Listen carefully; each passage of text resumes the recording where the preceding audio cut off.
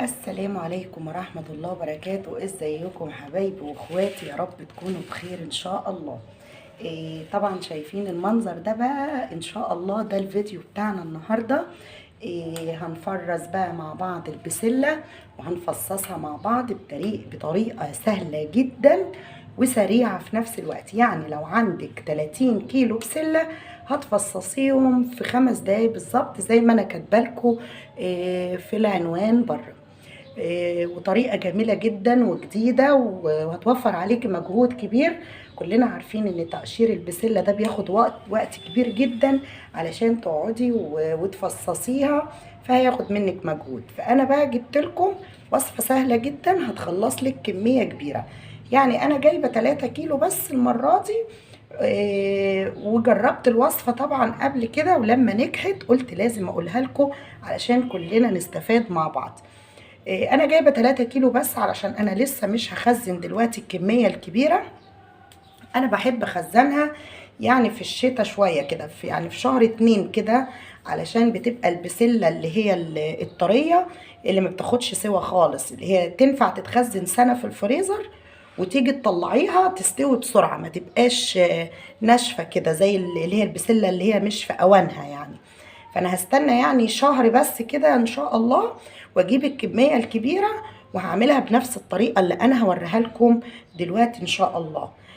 بس ما تنسوش بقى اللايك الجميل عشان تشجعوني اجيب لكم وصفات سهله وبسيطه ونستفاد منها كلنا في بيوتنا.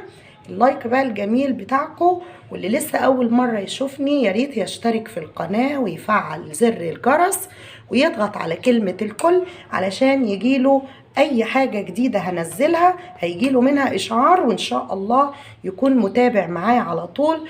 وهطلع باذن الله في فيديو هنزل الناس اللي متابعة معايا دايما، هنزل كومنتاتها وهشكرها جد، يعني هشكرها على الهوا قدام الناس كلها، وهيبقى جميلها على راسي من فوق. تعالوا بقى نبدأ بسم الله الرحمن الرحيم ونبدأ مع بعض نفصص بقى الكمية دي كلها في في ظرف ما اقولكوش بقى 5 دقايق بالظبط. ايه هي بقى الوصفة هقول لكم عليها. احنا بقى عايزين ايه مع 3 كيلو البسلة دول؟ هنعوز معاهم فوطة قديمة مش بنستخدمها. يعني العامل الاساسي في الفيديو ده عاوزين فوطه مش هتستخدميها خلاص، هتبقي سايباها كده لحاجات يعني المطبخ. بما اني انا كان عندي فوطه وش وخلاص بقى عمرها الافتراضي انتهى ومش هستعملها تاني، فغسلتها كويس جدا وهستعملها معاكم في الفيديو ده. خلاص هنجيب بقى الفوطه نركن بقى البسله دي على جنب عشان اقول لكم هنعمل ايه. اهي الفوطه بقى اللي انا بقول لكم عليها اهو، شايفين بقى كبيره اهي. فوطه وش قديمه مش هنستخدمها تاني، هي خلاص بدات تتقطع مني اهو، فانا كده مش عاوزاها تاني خلاص. هفردها بقى فرده حلوه كده على الرخامه كلها. خلاص هجيب بقى كميه البسله دي اهو، شايفين اهو الكميه كلها يا جماعه، يعني 3 كيلو مش هياخدوا ثانيه اهو بالمنظر ده.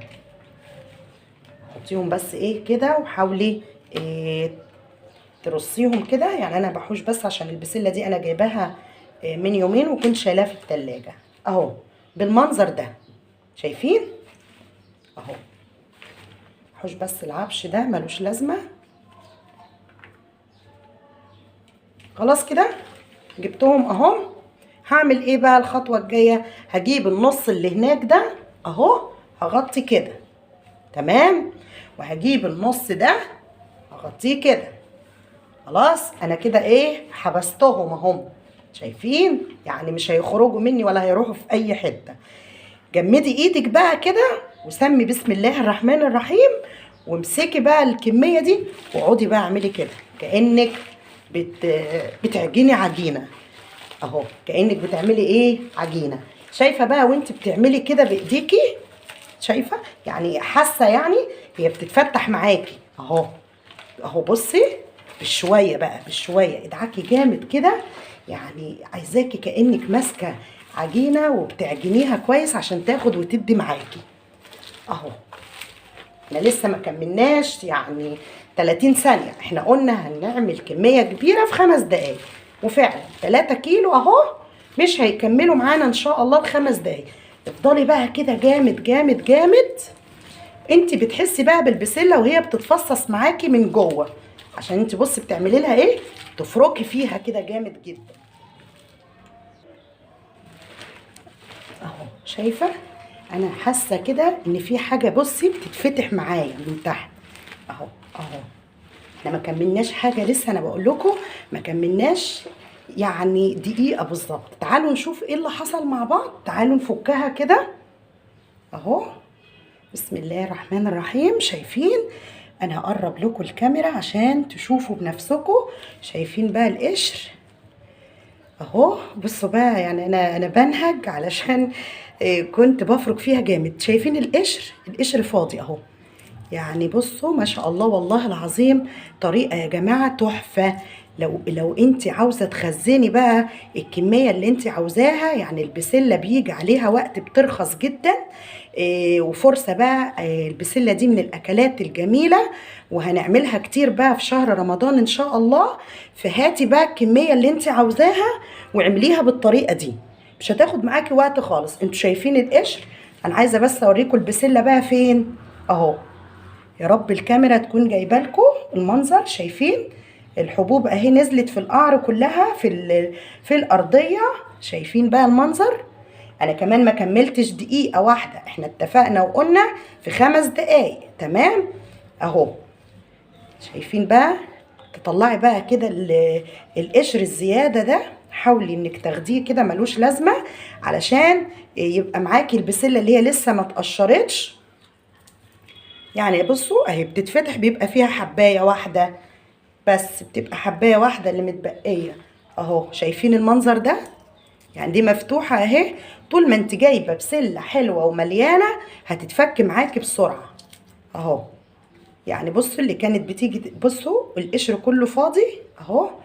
خدي بقى القشر ده حشيه عشان يتبقى معاكي البسله اللي لسه ما اتفصصتش، وارجعي اعملي نفس الطريقه تاني اهو. والله يا جماعه ما خدت معايا وقت خالص. يعني انا كنت عاوزه اقول لكم ان انا كنت بمل جدا من تفصيص البسله دي، مع ان ولادي بيحبوها جدا، من الاكلات المفضله ليهم.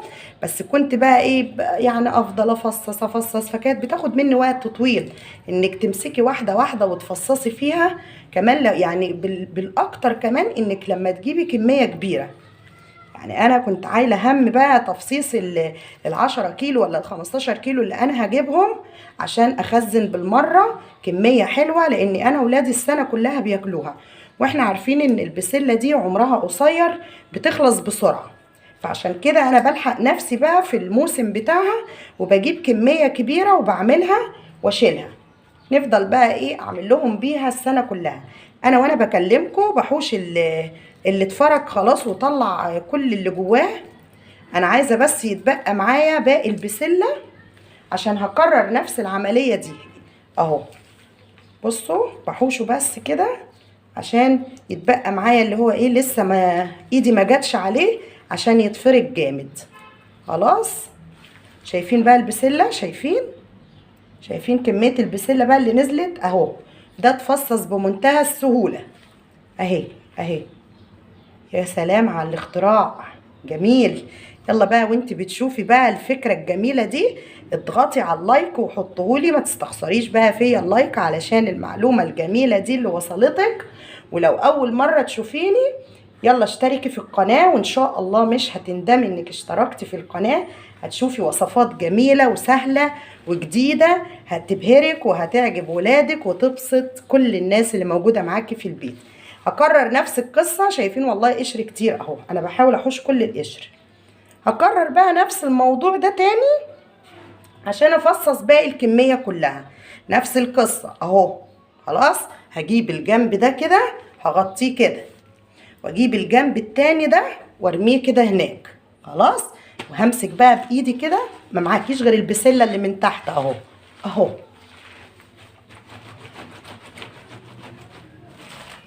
اهو. البسلة تحت ايديكي، افركي فيها كده جامد، افركي جامد كده.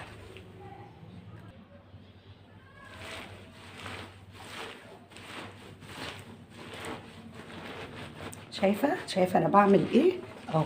ادعكي على قد ما تقدري كده اهو. احنا قلنا ايه، هنفضل كده كده كده يعني. بصوا عشان الفوطه بس مقطوعه، هتفضل تنزل لي من هنا. تعالوا بقى ايه نشوف عملنا ايه. يعني انا حاسه ان انا خلاص ماسكه قشر من غير بسله. هنشوف بقى النتيجه حصلت. يا سلام يا سلام على النجاح. شايفين؟ يعني ما اقولكوش بقى، فكره جهنميه. بصوا بقى يا جماعه، بصوا يعني في حاجات لسه مليانه اهو للامانه اهو. بصوا دي اتفتحت بس ما فضتش اهو. في كام واحده بصوا اهو اتفتح بس لسه ما فضيش. بس والله العظيم فكره فعلا فعلا تحفه جدا. مش عارفه يعني إيه اقول لكم ايه من النتيجه دي. يلا بقى اجروا بسرعه، فرصه البسله رخيصه واكله جميله جدا. روحوا بقى هاتوا الكميه اللي تعجبكم وخلصوا بسرعه. إيه اكبر كميه بسله هتفصصوها يعني في لحظه اهو. شايفين بقى؟ يعني هي فاضل ايه حاجات بسيطه كده ما جاتش تحت ايديا، بس الباقي كله مفتح اهو. شايفين بقى؟ شايفين النتيجه اهو. هجيب بقى الطبق ده واحوش. طبعا هو في كام واحده كده مليانه مش هسيبهم طبعا، هفصصهم. بس انا عاوزه اوريكم بقى ايه المنظر في النهايه عامل ازاي اهو.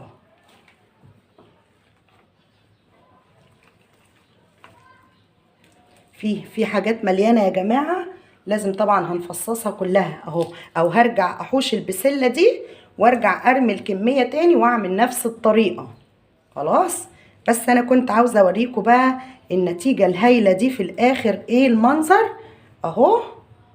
هرجع اخد الشويه دول واعملهم بنفس الطريقه علشان فيها بسله لسه مليانه ما جاتش تحت ايدي وانا بفرك فيها جامد اهو. في بها بسله تاني مليانه يعني عشان ابقى ايه، ابقى صادقه معاكم في الفيديو ده وتجربوه وتدعوا لي بقى دعوه حلوه بظهر الغيب.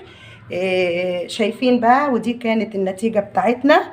بسله اتفصصت في اسرع وقت. انا ما كملتش حاجه خالص وكنت فصصت 3 كيلو يعني في لحظه. دي بسله مليانه دي هكملها بعدين. يا رب بقى الفيديو يكون عجبكم. يا ريت لو الفيديو عجبكم ما تستخسروش اللايك الجميل واشتركوا في القناة وفعلوا زر الجرس علشان انا هجيب لكم حاجات اجمل بكتير من كده. هدور على الحاجات المختلفة وانزلها لكم ان شاء الله بأبسط الطرق. شجعوني وكبروني وبإذن الله هنزل لكم ان شاء الله كل جديد عندي. أسيبكم بقى في رعاية الله وحفظه، والسلام عليكم ورحمة الله وبركاته.